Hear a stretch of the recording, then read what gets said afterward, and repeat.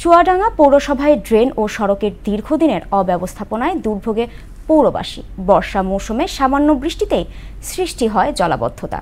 দুর্ভোগ লাঘবে ৪ কোটি টাকার একটি প্রকল্প হাতে নেওয়া হয়েছে বলে জানিয়েছেন পৌর কর্তৃপক্ষ। সাইফ জাহানের প্রতিবেদন, জানাচ্ছেন আফরিন পপি।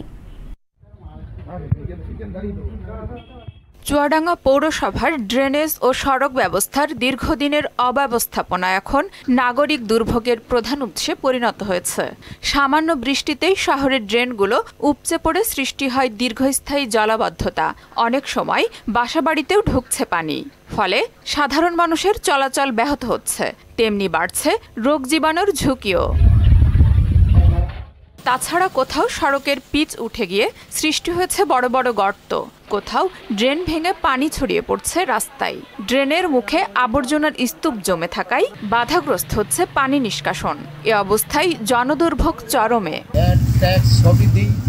রাস্তায় অবস্থা চলা থেকে গ্রামের রাস্তা অনেক রাস্তাঘাট দেখে মনে হয় তৃতীয় শ্রেণীর পৌরসভা থেকে কোনো সুযোগ সুবিধা পাচ্ছি না। এই পানিবন্দির কারণে এখানকার অনেক ছাত্রছাত্রী আছে, তারা যে স্কুলে যেতে পারছে না। বাড়ির ভিতরে যে দেড়নে পানি যাচ্ছে, ছাগল মাগল ছেলে পিলে নিয়ে খুবই কষ্ট আছে, রান্না খাওয়া আমাদের হয়নি। ব্যর্থতার দায় স্বীকার করে পৌর কর্তৃপক্ষ বলছে, দুর্ভোগ লাঘবে প্রায় ৪ কোটি টাকার কাজ শুরু হয়েছে।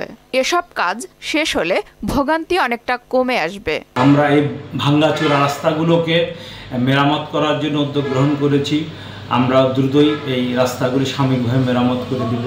এছাড়া আমাদের প্রায় ৪ কোটি টাকার মতো যে রাস্তা এবং ড্রেনের কাজ টেন্ডার করেছিলাম, সেগুলো প্রায় ৮০% সম্পন্ন হয়েছে। চুয়াডাঙ্গাবাসীর যে সাময়িক ভোগান্তি, চলাচলের যে ভোগান্তি, সেটা দূর হবে। দুর্ভোগ লাঘবে নামমাত্র প্রকল্প নয়, স্থায়ী সমাধানের দাবি পৌরবাসীর। আফরিন পপি, মোহনা সংবাদ।